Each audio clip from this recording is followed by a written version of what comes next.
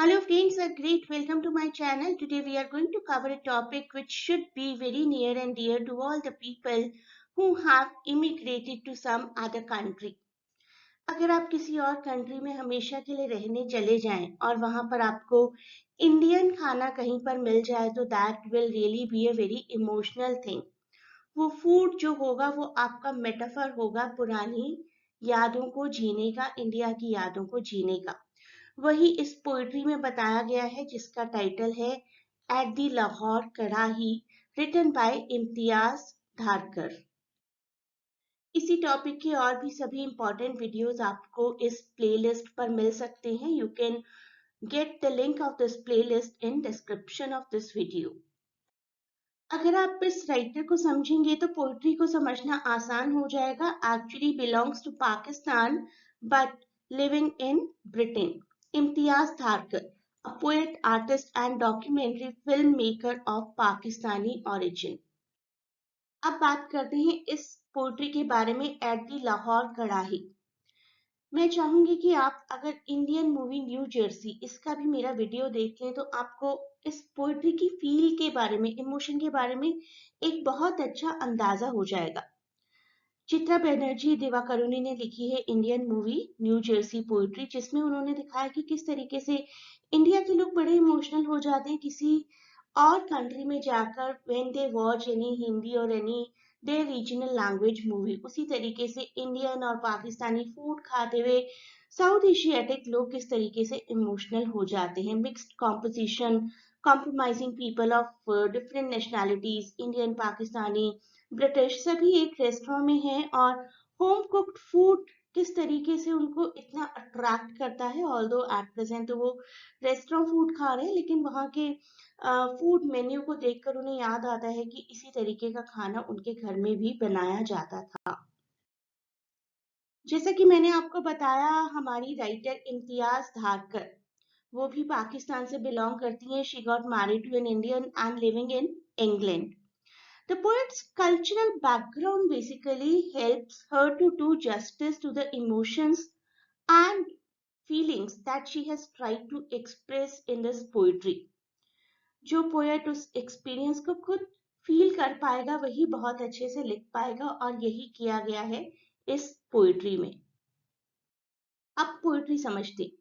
It is a great day, Sunday, when we pile into the car and set off with a purpose, a pilgrimage across the city. यहीं तक की 4 lines को समझते हैं पहले.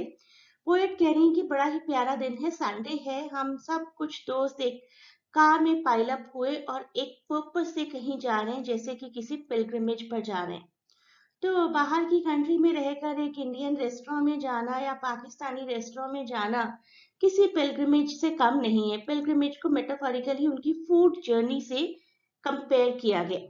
To Wembley the Lahore कड़ाही, lunch service has begin, और वहां पर एक बोर्ड लगा है no beer we are Muslim. No beer, we are Muslim. Note the line. The request for beer is turned down by the staff, but they are happy that some religious rituals are being followed.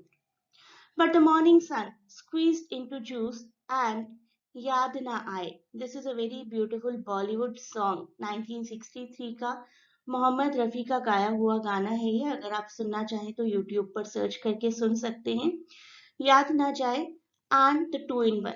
इन लोगों के लिए इतना ही काफी था कि वहाँ का जो एनवायरनमेंट है, may be only because of the presence of many Indians and Pakistanis and Bangladeshis, it is very nostalgic. और पुराना गाना भी उन्हें याद आ रहा है, याद ना जाए. यही सब, ये माहौल उनके लिए बिल्कुल काफी है एट प्रेजेंट. यहाँ का जो माहौल है ये हमारी राइटर को याद दिला रहा है इंडिया के जीटी रोड की. GT Road, the longest road in India. On the GT Road, thundering across Punjab to Amritsar, this would be a dhaba where the truck drivers pull in, swearing and sweating, full of lust for real food, just like home. GT Road, very popular in India and very popular with all the truck drivers and all the travelers as well. आप जानते हैं कहीं ना कहीं ढाबा जरूर बने होते हैं हाईवेज पर, और जीटी रोड पर भी बहुत सारे ढाबाज हैं. और ये रेस्टोरेंट जो है इसका माहौल जो है वो हमारी राइटर को याद दिला रहा है उन ढाबास की जिनको कहा जाता है they are the lifeline of truckers travelling on the road away from home. They are hungry and they are tired, they are sweating and they are having the taste of home cooked kind of food. Same way ये dhaba at present सर्व कर रहा है उन लंडनर्स को जो कि घर के खाने का स्वाद नहीं ले पाए हैं. Hauling our overloaded lives the extra mile, we are truckers of another kind, looking hopefully years away from Sialkot and Chandigarh for the taste of our mother's hand in the cooking. हम लोग भी उन truck drivers की तरह ही हो गए. She is saying कि हम भी तो बिल्कुल ओवरलोडेड हैं, may be overloaded because they are living in some other country and since many years they are trying to adapt to that life. Indian भी बने रहना है, पाकिस्तानी भी बने रहना है और लंदन के लाइफस्टाइल के साथ अडेप्ट भी करना है. Not easy. जिसने भी माइग्रेट किया है कभी दे कैन अंडरस्टैंड इजीली. तो वो कहती है हम भी एक तरीके के ट्रकर हैं, ट्रकर्स ऑफ अनदर काइंड. हम भी तो सियालकोट चंडीगढ़ जैसी जगहों से कितने टाइम से दूर रहे और हर खाने में अपनी माँ के हाथ का स्वाद ढूंढते हैं. So we have arrived at this table the Lahore runaway. ऐसा लग रहा है कहीं से भाग कर आए हैं. The Sindhi refugee with his beautiful wife who prays each day to Krishna.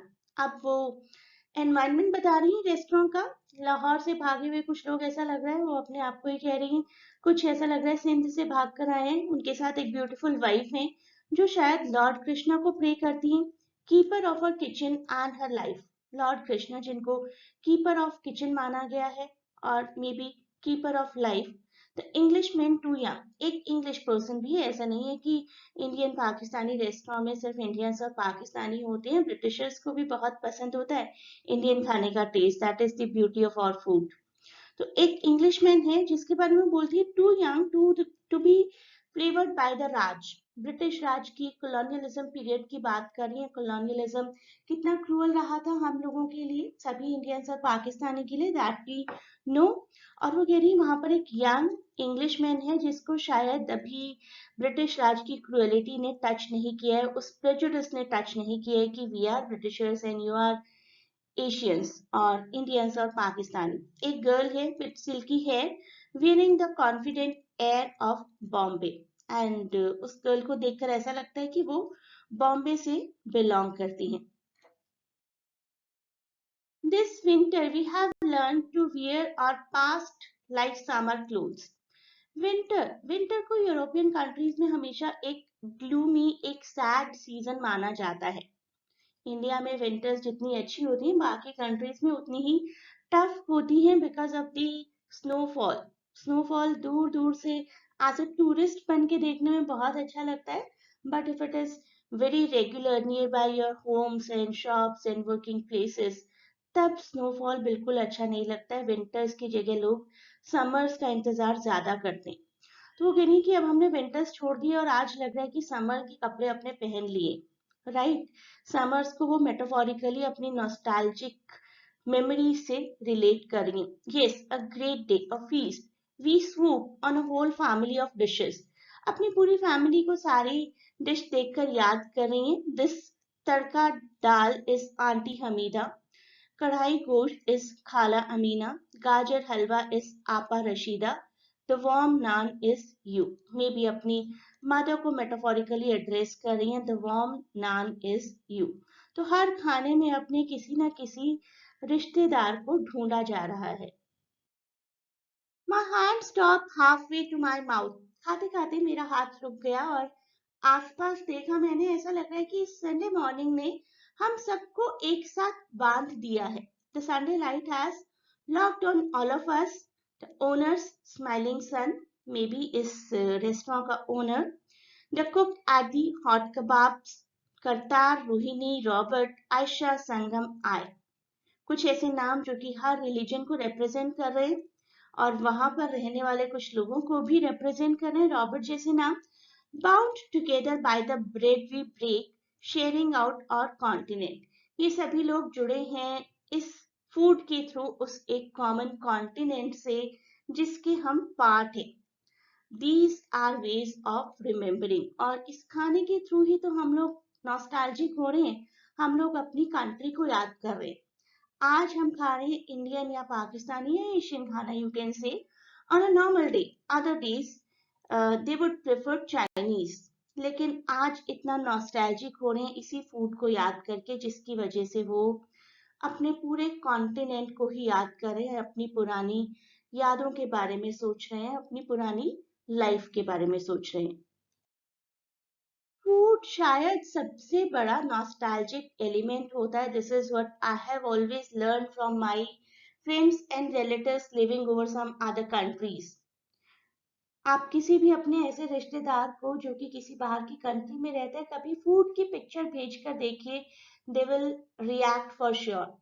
So this poem represents the different elements of poet's regional culture through the metaphor of food. References to old Hindi film songs, the dhabas on GT Road, the Sindhi lady who prays to Lord Krishna every day, and the memories of loving aunts and mother who cooked special dishes for them. All सबकी एक image create की गई है Asiatic culture दिखाने के लिए. The speaker in this poem misses her home. Of course, anyone misses. But she has embraced her life in London. करना ही पड़ता है. But at present, she is celebrating the multiculturalism of the city. I hope you loved this explanation. Please provide me your valuable feedback in the form of comments. For the upcoming exam, it is late to join the session, but you can always join for the next session and can get connected to us for your admission purpose, and the link to get connected is given in description. A great best of luck to everyone for your examination, and please try to show me your question paper after you appear for it.